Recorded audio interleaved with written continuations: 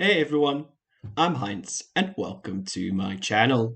I hope that you are having a fantastic week. And before we begin, I'm going to ask you to show your support for the channel by dropping this video a like and also subscribe and turn on the bell so you never miss any of my future videos. Now, one of the questions I get the most is regarding what to do with your trading bots when major news events happen in the market. And the news events that I will be using for this video is a Friday that had both non-farm payroll employment change or NFP and employment and unemployment news for the Canadian dollar. The two major news events that I completely avoid when using trading bots is NFP and FOMC meeting. And what I do to make sure that I stay up to date with the latest news is I filter according to high and medium impact news so that I'm aware of what's going on in the market. And you'll see it is a very busy week.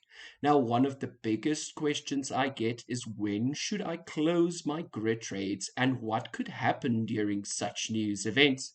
So, today we are going to take a specific look at a strategy that I follow during major news events and that I used when this unemployment news happened in the market. So this example is to show you what is possible and what you can do. However, as always, it is up to you to decide how you are going to trade your different bots and strategies.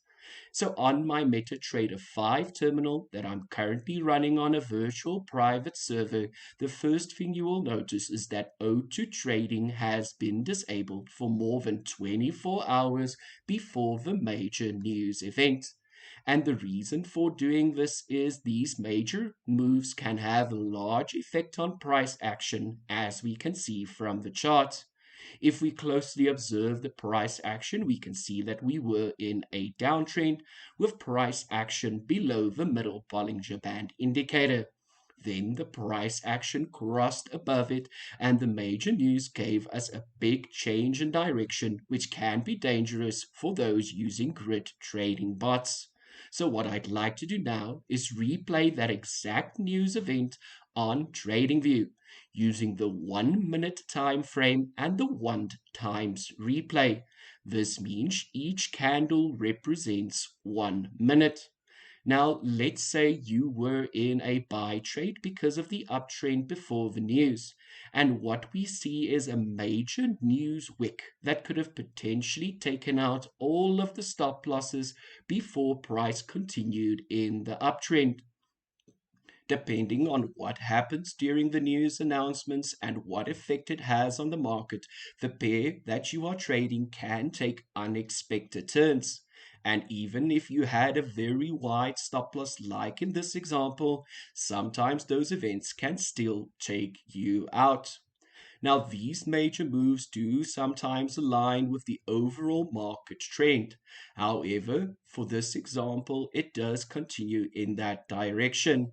Now, this is important if we're taking our grid bots into consideration. For those grid traders that were stuck in a sell when price crossed outside of the Bollinger Band, they would be stuck in major drawdown. So let's say, for an example, you used a counter trend strategy where you would have entered a sell trade with price crossed outside the Bollinger Band with the idea that it would return and then taking a profit. That trade would have been in major drawdown. Now, this is the logic why I don't trade during FMOC and NFP announcements. Even though I don't trade USD based pairs, it still has a major effect on other pairs in the market as well. So, what we'll see from this example, you could have potentially had a very large drawdown that you would have had to hold if the market didn't come back in the downtrend direction. So it's important to note that major news events can have a large effect on price action and movements, where uptrends could change to downtrends and vice versa. And for this reason, 24 hours before major news events like these, I turn off my algo trading and close the trades even if it is for a loss. So what we are going to do next is examine the exact trades that I had to close, and why I did this was to avoid these major moves. So let's open our toolbox and take a look at where we are currently at. So let's open our trade history so we can see the updated balance and how much the different set files have already made. So if you'd like to test these set files for yourself, they are available listed in the description down below. As always, it is best to test these set files against demo before committing real money. And what we will see is a total net profit of $148.43 with a swap of $12.40, giving us a profit of $136.03.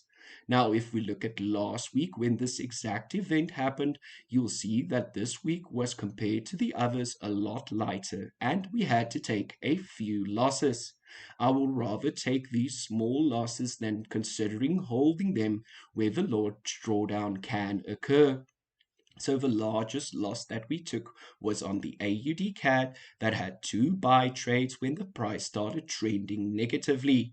I closed those two out for a loss, as well as an NZD CAD trade, and then there was also an AUD CAD trade that ended in a small profit. In my opinion, it's better to take these small losses now than having to hold a grid that could potentially fail when the market makes sudden or extreme moves in the opposite direction. So if we take a look at the AUD CAD example, you'll see that our dark Venus identified a buy trade with price action above the middle line. However, price started trending strongly against us, and I had to close both of these grid trades for a loss. Again, in my opinion, it's better to sometimes take these smaller losses from time to time when these major events happen than risking the whole account, especially when you are over leveraging your account or have very strict drawdown rules. These major events have large moves that could potentially blow or hurt your account. So, guys, this is the way that I prefer to trade my grid bots during these major news events. As always, it is best for you to decide what trading approach and strategy you will be following and having those exact rules written down and following them accordingly. Now, for the moving forward, I will still be trading these different set files so we can keep track and you can compare your results. If you have any questions regarding news trading, feel free to drop it down in the comments below and I'll get to it as soon as possible. So the series will be continuing with the different set files. So if you'd like to learn more about that, make sure to subscribe and turn on the bell. And you can also watch the following video. I want to say thank you for watching. Until next time, bye.